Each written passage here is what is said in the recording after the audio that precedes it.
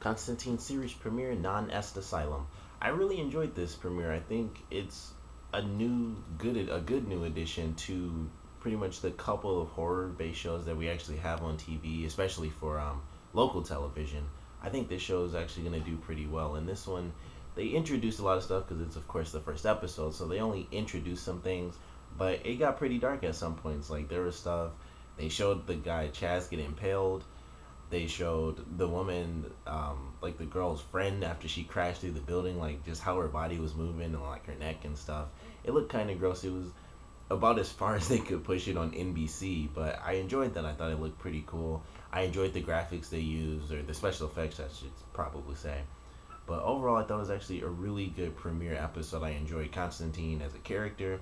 And honestly, I have zero information on Constantine outside of like the Keanu Reeves film, which I think is a lot of people, honestly. But I enjoy this version much better because he's funnier. So it's like it's a really dark show, but the main character, despite how dark everything is around him, he's the one who makes all the crappy jokes really. So I enjoyed that. He's very sarcastic. He's just like he barely even wants to do the job that he has, but he's kind of the only one who can do it. So I enjoy that part of it. I thought that was really cool that he was kind of funny. He makes jokes. Like he's in the first episode, he's in an asylum that he checks himself into. And when he runs into the woman that's possessed, he's just like, this is none of my business. And he's about to just walk away from her. But he helps her out anyway because that's kind of what he's supposed to do. That's his job. So even though he kind of hates it, he has to do it because he's the one there. So that's what he does. And we got a really good story that's gonna. I don't know how long they're gonna keep this main story going or this big overarching story for Constantine himself, but him losing his soul as well as losing that little girl, that's kind of the driving thing in this episode, which is why he was in the asylum, is that he failed that mission, and that was kind of the last mission he did, and that's why he doesn't really want to do it anymore because he had a plan. It's like, okay, she's possessed by this demon. I'm gonna bring in a bigger demon and control it and have the bigger demon take the lesser demon away. And instead, it takes the girl, and he's just hit with guilt by that, and he's still struck with that guilt. So I enjoyed that part of him because that's the very serious side of him, and that's probably what drives him so much to keep going. Because it's like, despite the fact that I failed horribly and that haunts me every day, I I have to keep going because despite that one failure, for the most part, I do succeed. So I have to help as many people as I can. So I enjoyed that.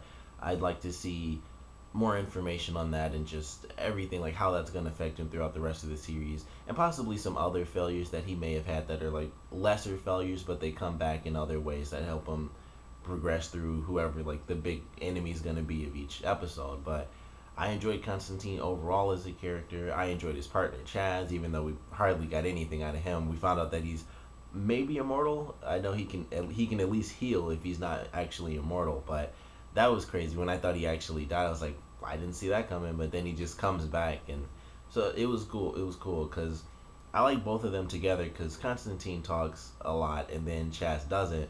So when he does, you can tell it's going to be like the serious stuff that needs to be said.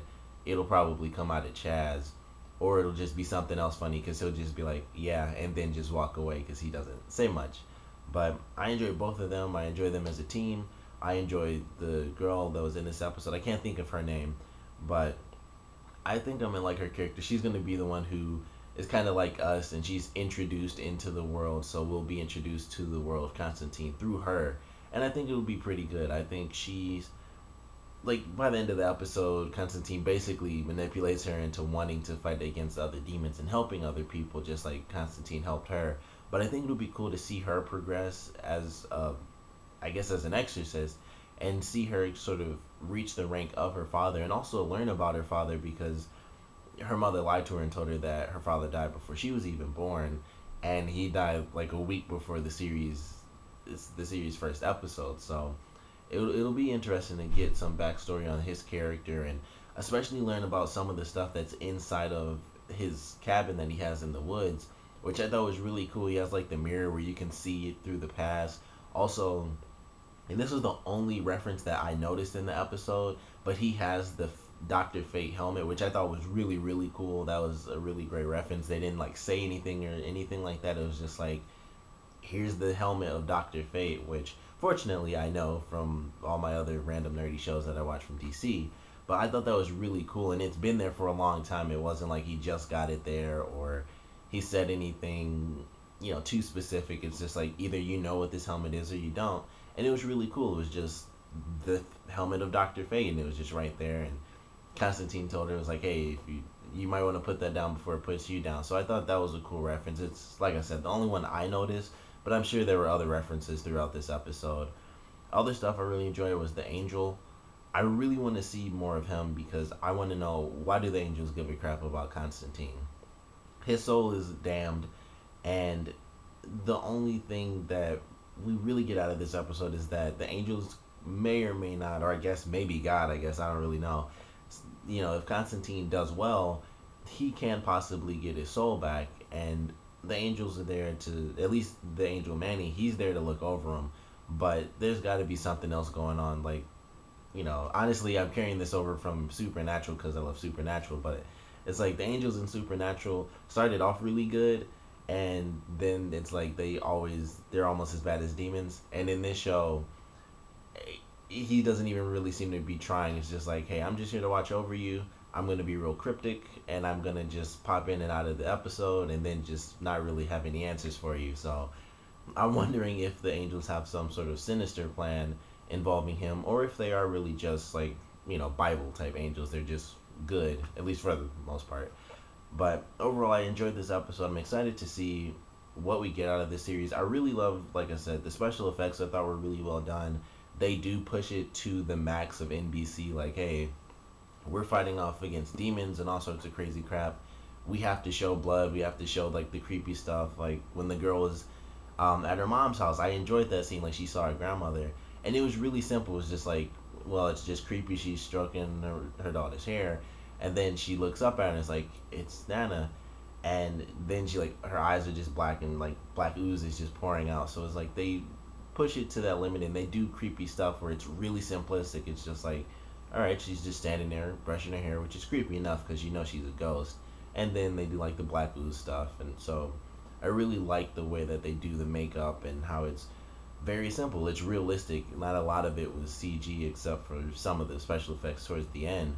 But overall, I thought it was really, really good. I enjoyed the episode. Like I said, it had good comedy. There wasn't really a ton of action. I mean, he exorcised the demon in the beginning. He kind of defeated the demon at the end, and that's really about it. Outside of that, most of the action was really just people getting killed over and over again. But I enjoyed the episode. Of course, comment below. Let me know what you guys thought about this one. Your favorite parts, least favorite parts, and are you gonna keep watching this? And if you are, what do you want to see out of this season? Like, if you're a big fan of Constantine, what do you want to see them do in this show that you never got to see them do in the really old Constantine movie? Like, what did they fill in there that you want to see them really explore in this? And if you're new to Constantine, well, simply put, you saw the first episode. It's just a crazy demon-based show, but it is a DC show, so there can be certain hints here and there. So what do you guys want to see as well? Comment below, let me know, and thanks for watching.